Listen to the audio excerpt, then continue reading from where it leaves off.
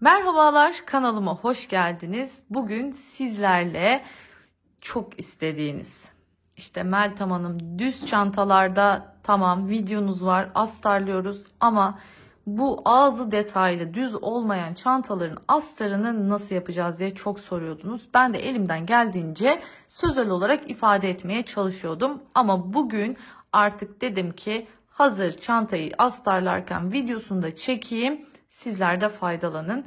Çok güzel bir video hazırladım sizler için. Hiç kesmeyeceğim. Tam başından sonuna kadar tüm detaylarını vereceğim size bu çantamızın. Bakın görüyorsunuz. Bu şu anda bu çantanın içine girecek olan yani tersi. Astarımızın hemen içini açalım.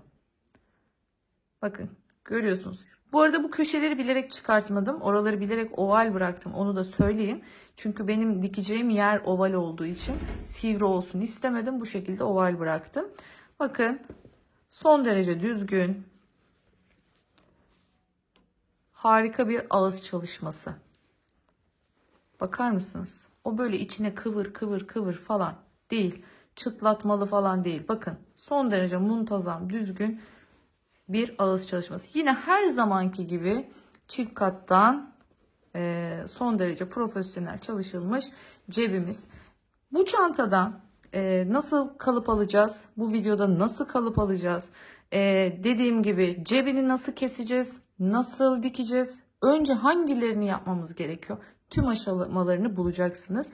Aynı zamanda bu video başka model çantalar için de kullanabileceğiniz bir video oldu. Neden derseniz bu tarz ağzı düz olmayan üçgen olabilir. Bazen pencereli çanta yapıyoruz. Pencereli çanta olabilir. Hepsi için kullanabileceğiniz bir yöntem.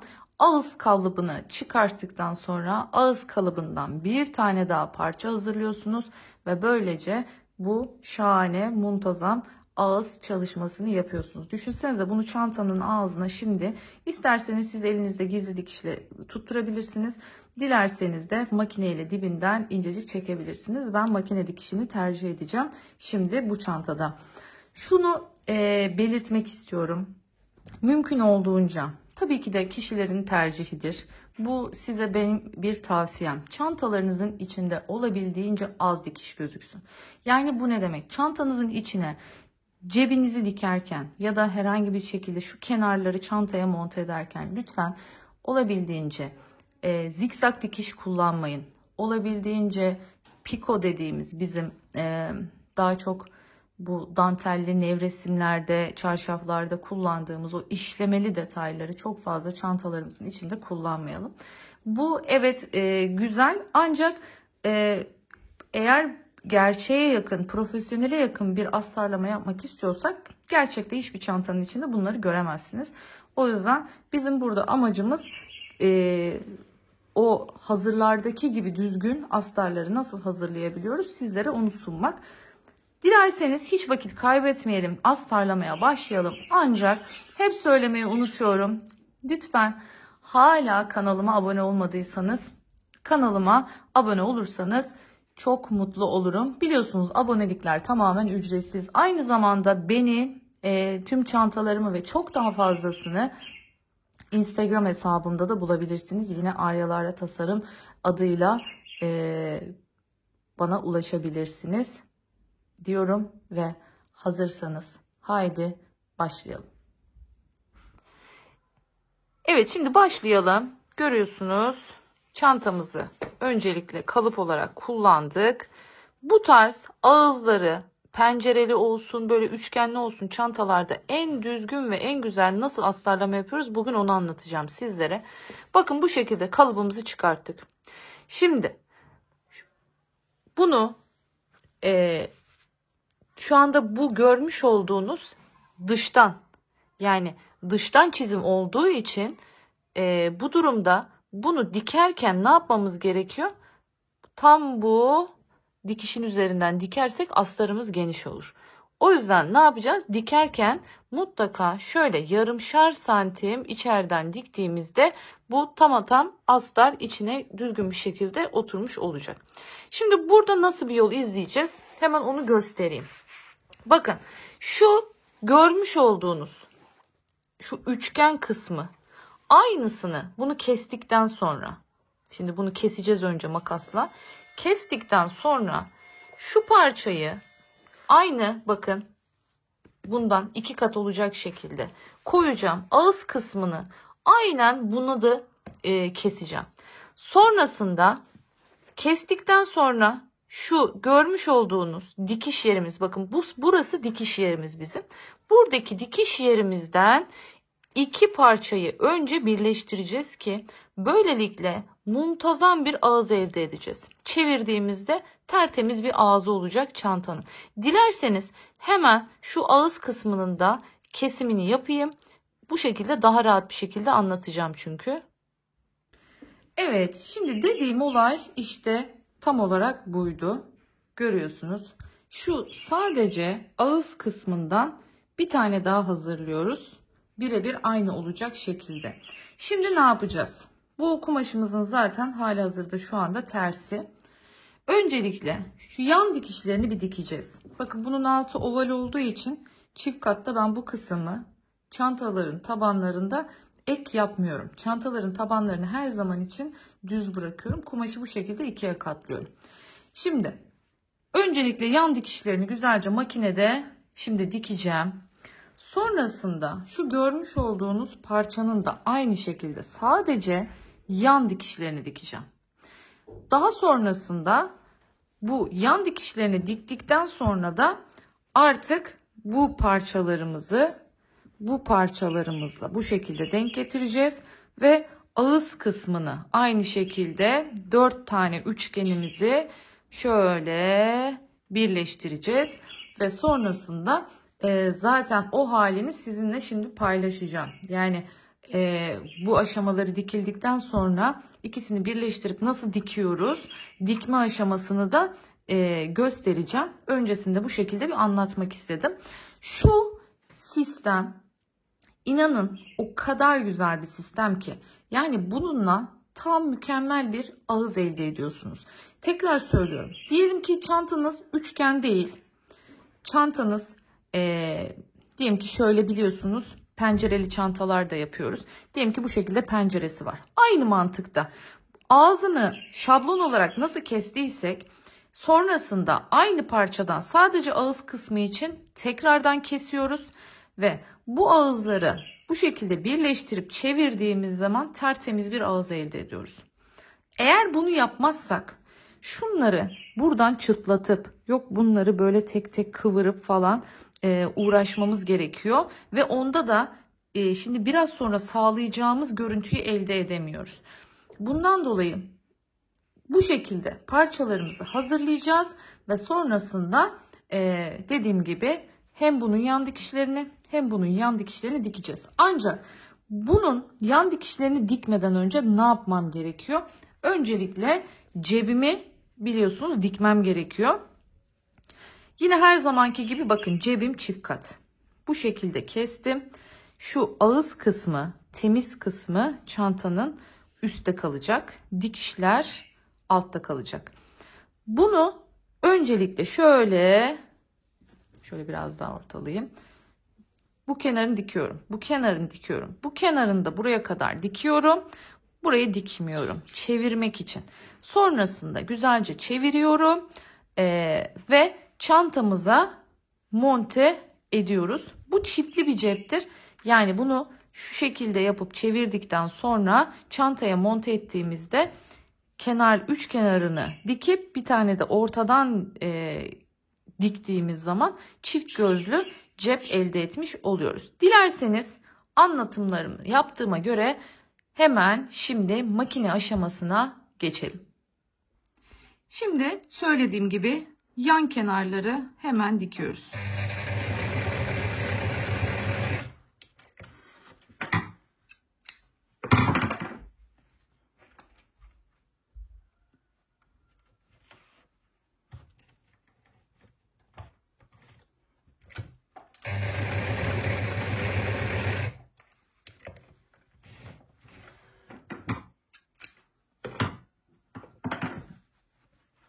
Biliyorsunuz ne demiştik? Çantamızın yan dikişlerini dikmeden önce mutlaka önce tek tarafını cebimizi monte edeceğiz. Ondan sonrasında yan kenarlarımızı birleştireceğiz. Bakın birazcık pay bıraktık çevirebilmek için.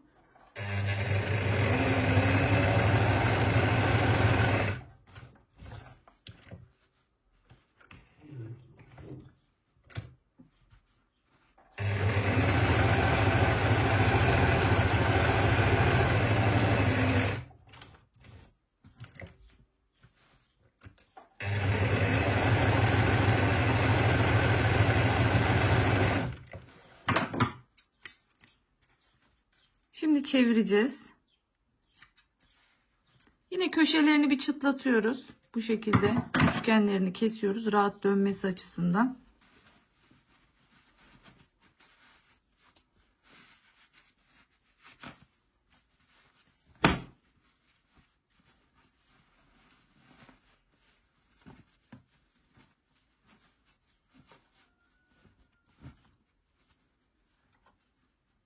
Köşeleri eğer çıkaramazsanız bir iğne yardımıyla bu şekilde çıkartabilirsiniz.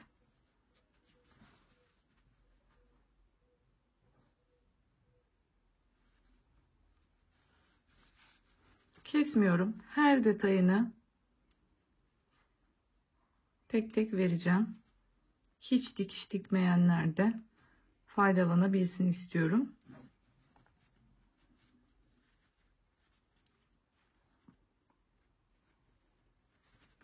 Evet bakın ağız kısmını bu şekilde içine kıvırıyoruz. Burayı şimdi dikmeyeceğiz. Zaten çantaya tuttururken burayı dikmiş olacağız. Evet cebimiz bu kadar. Şöyle bir masa ütüsü, el ütüsü diyoruz. Kenarlarını bu şekilde. Ütü yapmanıza gerek yok bu aşamada. Dilerseniz basabilirsiniz ama zaten diktikten sonra ütüleyeceğimiz için bu şekilde sadece kenar dikiş kısımlarını düzelttiriyoruz. Ütülemeden önce de bu işlemi yapmanız lazım. Dikişlerini düzenlemeniz gerekiyor. Şimdi bakın bu şekilde çantamızın bir ortasını buluyoruz öncelikle. Cebi çünkü tam ortaya takmak için şöyle bir hat oluşturuyoruz. Aynı işlemi şimdi cep içinde yapacağız. Cebin ortasını bulmak için de yapacağız. Bakın çantamızın içini açtık.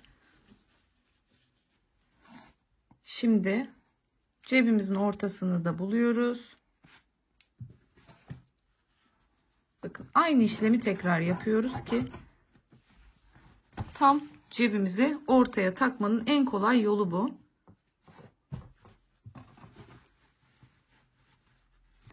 İstediğiniz noktaya, üste daha yakın mı olsun istiyorsunuz, alta daha yakın mı olsun istiyorsunuz, size kalmış. Yerine bakın çizgiyi çizgiye denk getiriyoruz. Kaymaması için de iğne ile tutturuyoruz.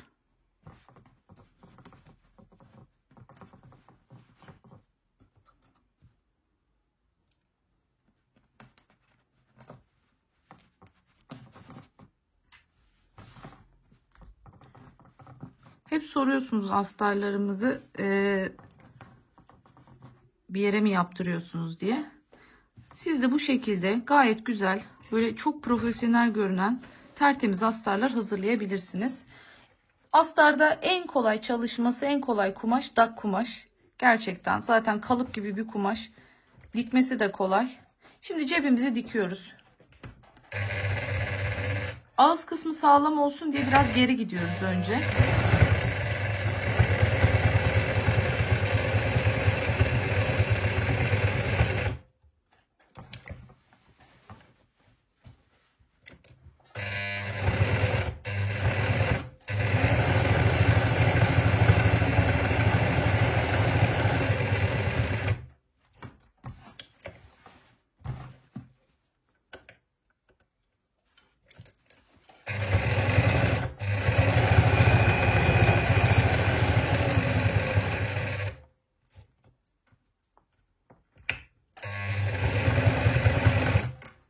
Evet yine ağız kısmını bakın geri giderek sabitledik.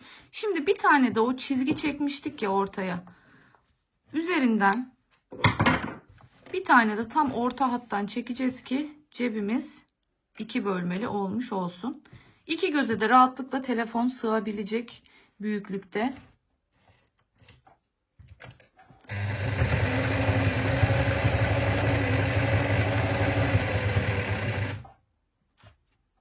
Geri gidiyoruz şimdi. Evet.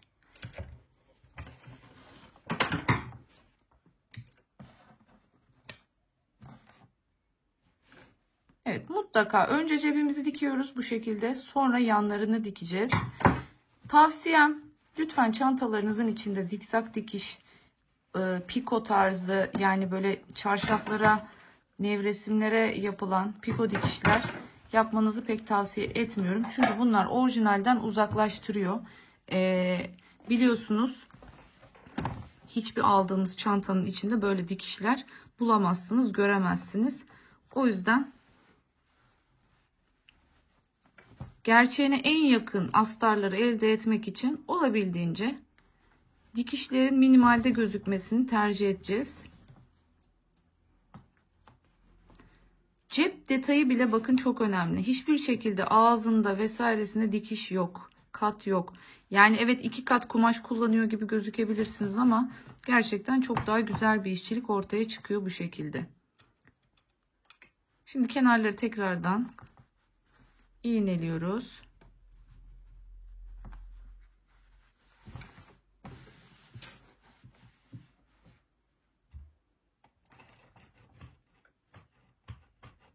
Tam çizdiğimiz yerden bakın. Tepeden başlamıyoruz.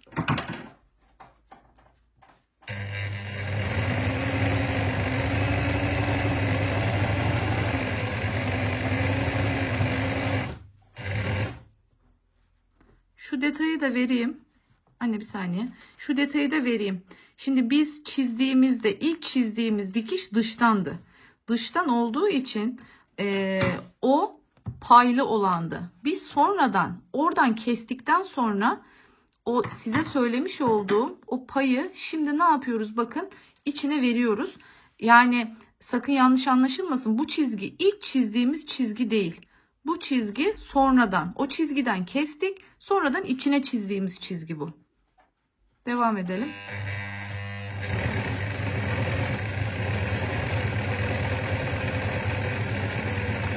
Bu şekilde yuvarladık. Devam ediyoruz. Şimdi hemen diğer taraftan.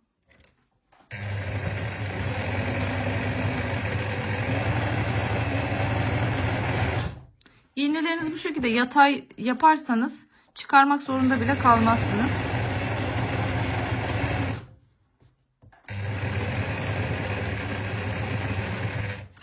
Evet, bakın yine çizdiğimiz yer bitti ve bitirdik. Ağzına kadar gitmiyoruz çünkü biz bunu ne yapacağız? Başka bir parçayla birleştireceğiz şimdi ağız kısmında. Evet. Şimdi geldik diğer hazırladığımız parçaya. Hemen onu alıyoruz. Şuradan yine. Evet, şimdi ne yapıyoruz? Nasıl birleştiriyoruz? Bakın. Şimdi bu parçayı yapmış olduğumuz, hani hazırladığımız şu küçük parça vardı ya, bunu içine koyuyoruz. Ve bakın, dikişin dışı, bakın tersi, dikişin tersi. Bunları bu şekilde açtırın yalnız mutlaka, yoksa kat yapar. Bunu açtırdım, bunu açtırdım. Dikiş dikişe gelecek şekilde, ağız ağza gelecek şekilde bakın iğneledim. Şimdi diğer tarafını da beraber yapalım. Bir görmüş olun tekrardan. Anne hemen şurayı da iğneleyelim. Bakın, küçük parça içeride. Dikiş dikişe gelecek şekilde dikişleri önce açtırıyoruz.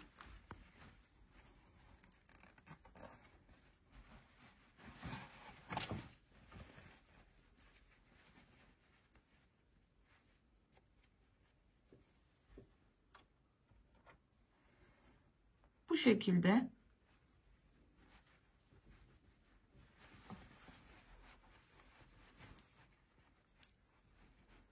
iki tarafta açık olsun bakın. Bunu siz ütüyle de öncesinde bir basabilirsiniz. Dikişlerinizi açtırabilirsiniz ağız kısmında.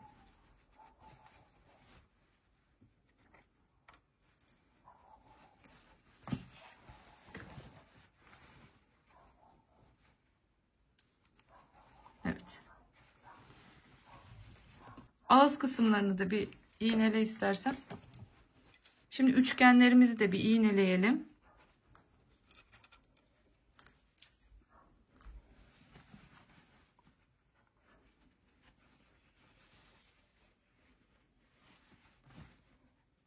Tam tamına ağza getiriyoruz.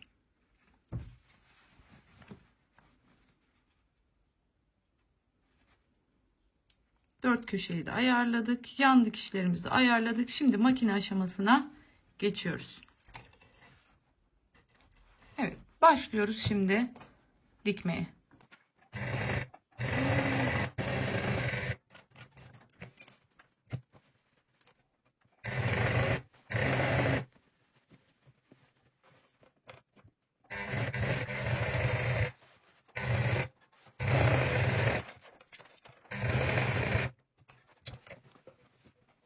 İğneyi kaldırmıyoruz. Bakın iğne saplı kalıyor. Ayağı kaldırıyoruz. Döndürebilmek için kumaşı.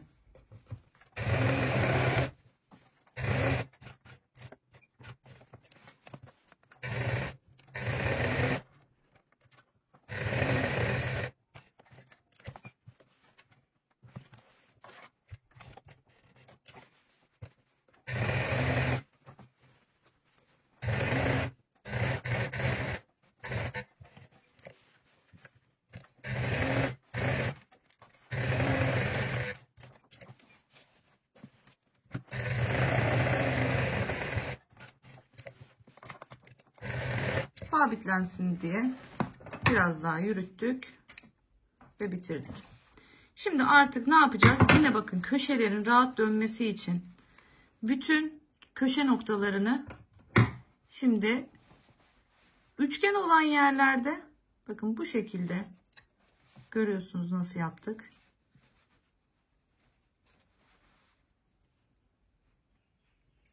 Aman dikişinizi kesmeyin, dikkat edin.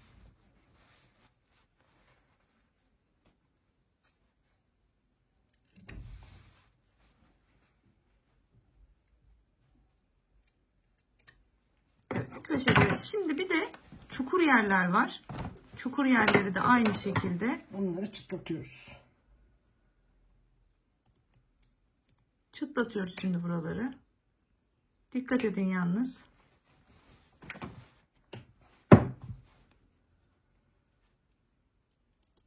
Hem yanlarda var biliyorsunuz, hem ortalarda var.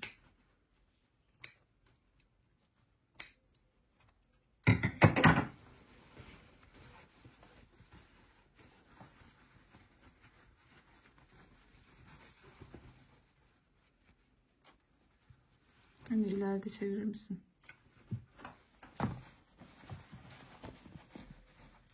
Evet, tüm köşeleri şimdi artık çeviriyoruz.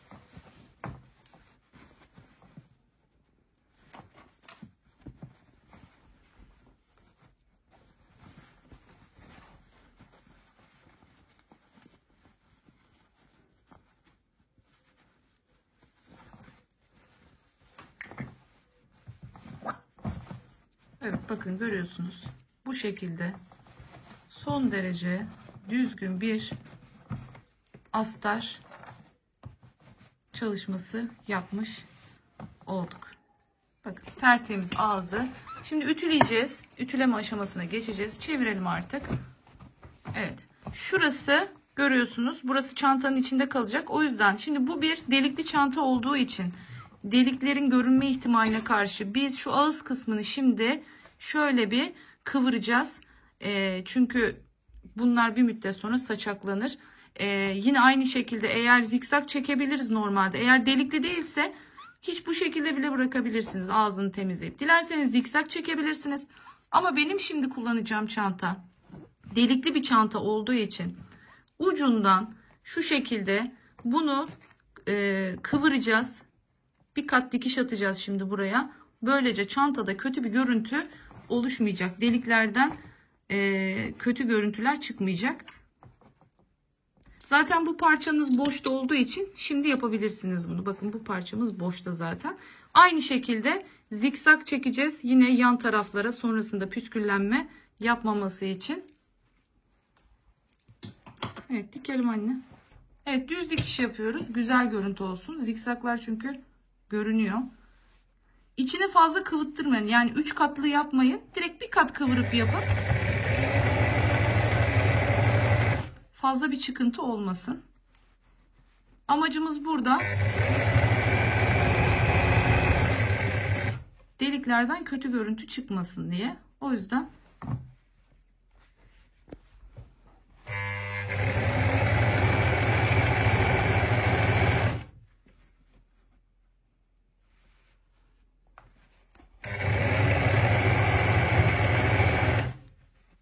bu şekilde komple dolaşıp gelelim. Evet, şimdi makinemizin zikzak ayarını aldık. Yan dikişlerine de şimdi zikzak atacağız. Dediğim gibi yine kumaşımız çünkü kalın bir kumaş olduğu için ip çok atma yapıyor. O yüzden güzelce kenarını zikzakla dolaşalım.